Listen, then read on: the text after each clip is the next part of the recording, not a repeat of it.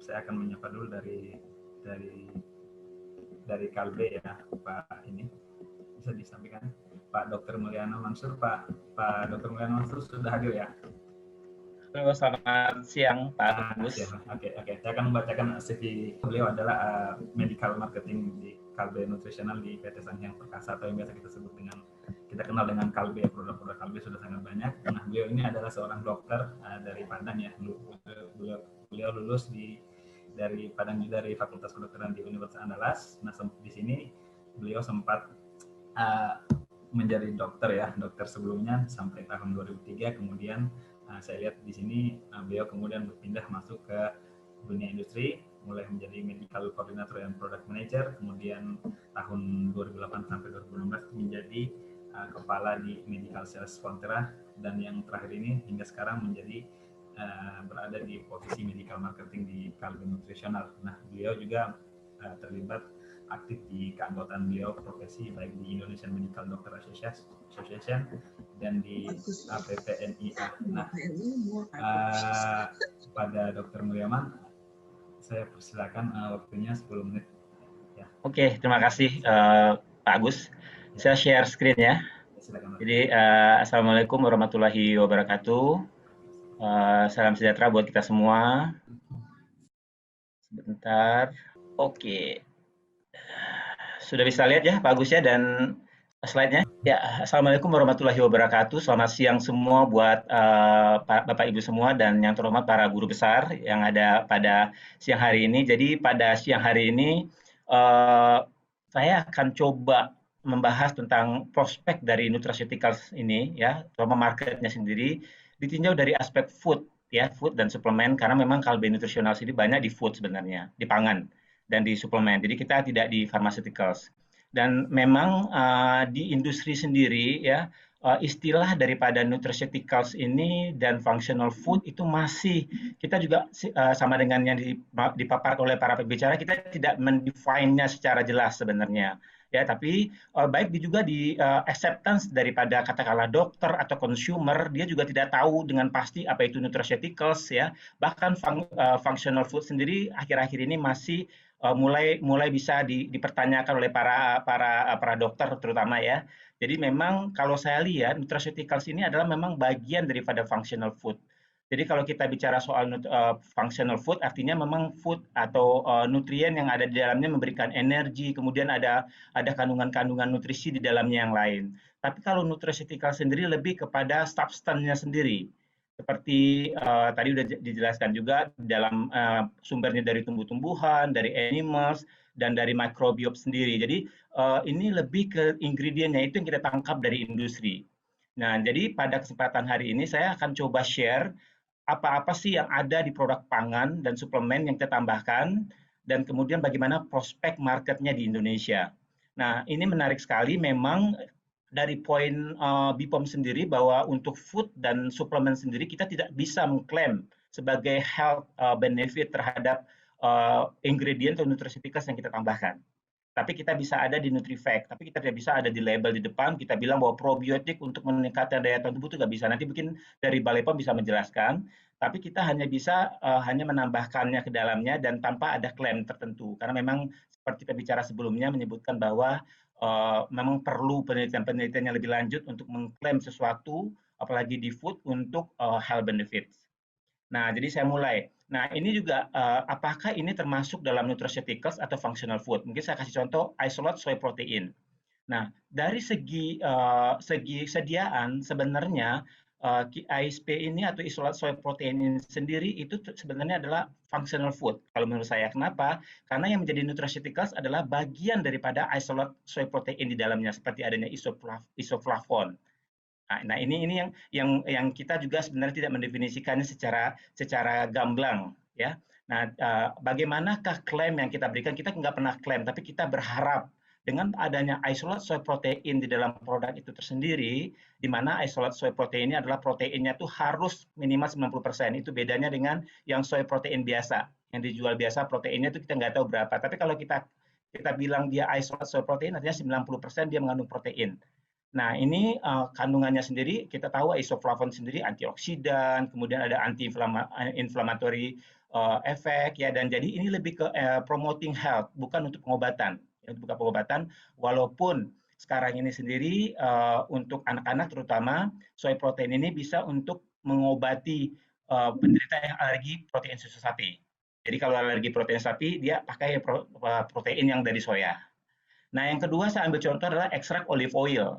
Nah, ini juga mulai banyak dipakai di industri. Nah, apakah ini nutraceuticals atau functional food? Karena memang di dalam ekstrak olive oil sendiri, di dalamnya ada yang disebut dengan phenolic, kemudian juga ada fatty acid-nya, ya, monosaturated fatty acid, kemudian juga ada mostly itu oleic acid di dalamnya, kemudian juga ada vitamin E dan vitamin K di dalamnya. Nah, sampai saat ini kita juga tidak pernah klaim bahwa dia memberikan manfaat kesehatan, tapi dengan penambahan ekstrak olive oil ini sendiri harapan kita dia sebagai antioksidan activity. Ya, nah ini contoh yang ada di market yang dua contoh ini. Jadi dua-dua ini menurut saya kalau definisi yang dari seperti Prof. Hani bilang tadi, kalau di India functional food itu bagian nutraceuticals, jadi kalau nutraceuticals itu bagian dari functional food atau pangan fungsional, artinya bahwa ini sebenarnya ingredientnya lah yang nutraceuticals. Nah, saya masuk ke probiotik. Probiotik pasti kita memasukkan di dalamnya adalah bakteri yang baik. Bakteri yang baik itu bisa digolongkan ke dalam nutraceuticals karena biasanya dimasukin lactobacillus atau bifidobacterium yang paling sering digunakan. Di Indonesia masih banyak lactobacillus. Biasanya didapat dari food fermented. Tapi di luar negeri ya, terutama di Jepang, yang untuk anak-anak biasanya dia pakai yang berasal dari human. Makanya ada istilah sekarang ini human residential bifidobacteria. Jadi dia memang mengisolate bifidobacterium itu dari manusia.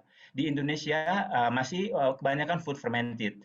Nah, jadi ini mungkin juga sebagai challenge buat kita semua untuk menghasilkan produk nutraceuticals. Perkembangan-perkembangan ini memang kebanyakan nutraceutical atau ingredient yang kita pakai di industri itu masih banyak yang import. Masih banyak yang impor sekali memang karena memang keamanan pangan, penggunaannya sudah luas, kemudian juga adanya penawaran-penawaran dari mereka yang memang sangat relevan buat health ya seperti yang lactobacillus dengan bifidobacterium ini. Di mana lactobacillus banyak dari food, biasanya food fermented, tapi bifidobacterium dari human, sehingga itu lebih suitable terhadap human terutama buat anak-anak. Nah, kita nggak pernah bisa klaim seperti yang saya bilang di awal tadi bahwa untuk probiotik ini kita nggak pernah bisa klaim. Tapi kita hanya bisa menambahkan di NutriFact-nya sendiri dengan harapan customer bisa baca ini mengandung bifidobacterium, tentunya bisa pengetahuannya bisa jadi luas bahwa bifidobacterium ini bisa untuk prevention, untuk intestinal health ya, saluran cerna jadi baik. Kemudian untuk sekarang ini dikembangkan bahwa probiotik ini untuk mencegah gejala alergi lebih ringan ya, itu di sisi probiotics.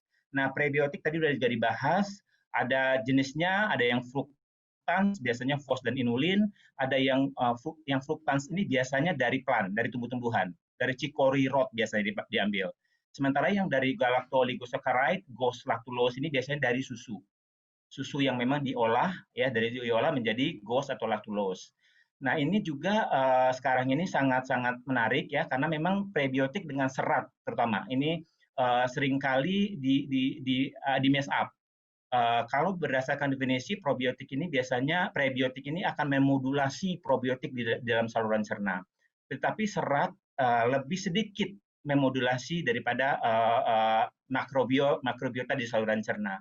Nah, manfaat dari serat lebih terasa di dalam hal pengurangan daripada mengontrol daripada kolesterol ya, kemudian juga gula darah. Itu daripada fiber atau serat. Sementara prebiotik ini lebih bagaimana dia memodulasi mikrobiota. Ini contoh-contoh produk yang mengandung, yang sebelah kiri mengandung bifidobacterium, sementara yang sebelah kanan mengandung FOS atau inulin di dalamnya. Nah, saya masuk yang lain adalah isomaltulose. Nah, isomaltulose ini kita tahu bahwa ini sering sekarang lagi happening dipakai di industri juga ya. Di luar negeri juga sudah mulai banyak dipakai ya. Jadi ini adalah natural disaccharide sebenarnya. Jadi dia dianggap bisa meregulasi daripada gula darah karena dia slow release. Jadi gulanya dilepaskan pelan-pelan dalam darah sehingga pada penderita diabetes itu bisa mengontrol gulanya tidak peak levelnya tidak cepat terjadi. Jadi dia rilisnya pelan-pelan dan mulai dipakai juga di body weight management. Sehingga karena gulanya pelan-pelan sehingga rasa lapar itu menjadi berkurang. Lama rasa laparnya. Jadi kenyangnya lama. maksud saya kenyangnya lama. Jadi sehingga ini dipakai untuk mengontrol berat badan. Ini contoh produk yang mengandung isomaltulose di sebelah kiri. Nah, tadi juga Prof. Hani juga menjelaskan tentang apakah ini food atau suplemen ya, tapi memang yang produk yang mengandung kolagen ini memang untuk kecantikan. Kita sebut dengan beauty health drink. Biasanya kalau dari Balai POM-nya bilang bahwa ini adalah cuma healthy drink aja sebenarnya, beauty health drink. Jadi nggak pakai beauty-nya biasanya, ya, karena memang ada regulasi. Ya. Nah, kolagennya sendiri memang harus spesifik karena kita tahu kolagen dalam tubuh itu banyak banget. Ketika kita mau mencoba untuk ke kulit, itu harus kolagen tipe 1. Kalau sendi, kolagen tipe 2. Di kolagen retina di mata, kolagen tipe 2. Nah, jadi kita pakai yang dari kolagen ikan di sini. Kolagen ikan, dan ini memang kebetulan seperti yang saya bilangin tadi, ini masih pakai yang marine kolagen dari fish, ya. Jadi ini dari Prancis, kebetulan source-nya. Jadi memang, dan ditambahkan lagi di dalamnya ada superfruit. Nah, superfood ini juga sangat menarik, masuk kategori mana ini ya, nanti di slide terakhir saya juga ada mengenai superfood ini, karena memang ini sangat ngetren sekali. Kalau kita lihat di Korea, dia menambahkan superfood untuk kecantikan, macam-macam fruit yang ditambahkan ke dalamnya. Ini juga salah satu nutraceuticals yang ada di produk kita, yaitu plant stanol ester. Nah, plant stanol ester ini source-nya itu dari pinus dari Finlandia, ini dari Finlandia kebetulan. Nah, ini diyakini bisa menurunkan daripada kolesterol.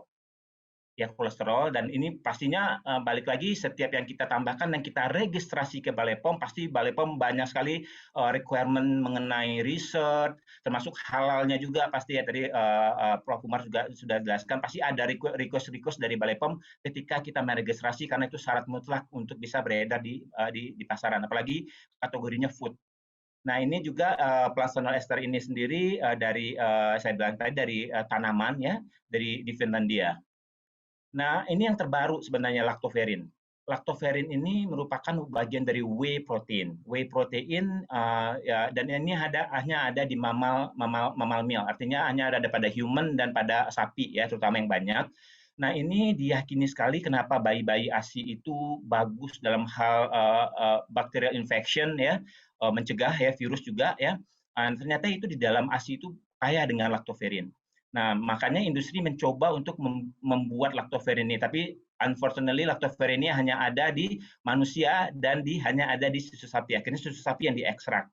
Bisa para peserta lihat bahwa dalam 15 liter, sorry ini salah ya, dalam 15 liter susu itu akan dapat hanya 1 gram lactoferrin. Nah, ini kalau para peserta searching di internet, lactoferrin ini hubungan dengan viral coronavirus, ini sekarang ini lagi happening di Spanyol, di Itali, di Jepang juga, bagaimana dia bisa mencegah infeksi virus, dan banyak penelitian untuk mencegah daripada virus corona juga yang lagi banyak ongoing research saat ini. Nah, kemudian, ini tadi saya bilangin tadi, ini saya juga nggak tahu mau masukin kemana sebenarnya di industri, karena kita nggak pernah mendefine dia sebagai nutraceuticals atau pangan fungsional, tapi kita kategorikan sebagai multigrain dan superfood. Multigrain di sini kita tambahkan adalah several daripada grain, di dalamnya ada beberapa grain dari corn, dari barley, dari gandum, dari intinya dari oats, jadi kita tambahkan ke dalamnya. Karena memang dari yang kita tahu bahwa grain ini sendiri dia high of antioksidan, high of fiber, low fat, low simple sugar, sehingga memberikan health benefits di dalamnya. Ini produk-produk pangan kita yang mengandung multigrain, termasuk juga superfood. Superfood ini juga diyakini juga bisa membantu daripada terutama untuk antioksidan sebenarnya. Jadi lebih ke situ kalau dari industrial memandang penambahan daripada dua aspek ini. Nah, ini kalau ditanya marketnya seperti apa. Jadi kebetulan tinggal ya, 2 menit ya waktunya. Oh ya, ini saya yang terakhir kebetulan. Jadi memang kebetulan mungkin karena Kalbe Nutritional diajak, kebetulan Kalbe punya produk yang sangat holistik ya, dari infant ke senior kita punya semua, dan sebenarnya market yang paling besar di pangan di nutritional itu adalah market di children dan kids. Itu market yang paling banyak banget di sini, daerah sini. Ya, jadi memang di pangan itu kita saya juga lama di industri di perusahaan asing dulunya ya di Abbott dan juga di Fonterra. Mereka juga dairy company. Mereka selalu menambahkan komponen-komponen yang memang kebanyakan untuk kategori ini adalah berasal dari milk, dari susu yang dimodifikasi. Ketika beranjak besar anaknya baru dari plant, dari tumbuh-tumbuhan yang ditambahkan. Dari tumbuh-tumbuhan seperti yang mulai ditambahkan inulin, mulai ditambahkan fos, ya. Nah, kemudian ini challenging, yang teenager ini marketnya challenging sekali. Ketika kita menambahkan nutraceutical produk di teenager market, itu agak challenging nih, karena memang market ini agak sedikit susah untuk mendapatkannya. Nah, market yang paling growing sebenarnya adult. Adult ini growing banget. Ini kategorinya karena cukup lebar, jadi ini sangat bagus kalau kita berinovasi untuk nutraceuticals. Yang promising adalah yang elderly. Ya, tadi di awal juga senior people akan terus meningkat, makanya kita juga akan menambahkan nutraceutical ke dalam produk elderly yang ada di produk-produk nantinya yang akan memberikan manfaat. Nah, akhirnya sebagai kesimpulan bahwa nutraceuticals itu tentunya kita anggap bagian dari functional food atau pangan fungsional. Di industri sendiri kita memang tidak bisa mengklaim meningkatkan kesehatan dan mencegah penyakit ya, tapi kita menambahkannya untuk berharap bahwa tentunya memberikan manfaat ya, memberikan manfaat, dan marketnya sendiri selalu growing ya, dan very well accepted ya, mungkin karena safety-nya ya dianggap lebih bagus daripada yang chemical ya. Kemudian juga Kalbe Nutritional selalu memproduksi produk-produk di dalamnya terutama nutrisi yang untuk ada nutritional ingredient dan functional food. Saya kira itu Pak Agus, pemaparan dari saya, mudah-mudahan bisa menambah bahan diskusi buat para peserta semua dari perspektif industri dan market tentang nutraceuticals di Indonesia. Saya kembalikan ke Pak. Baik Pak Indra, terima kasih.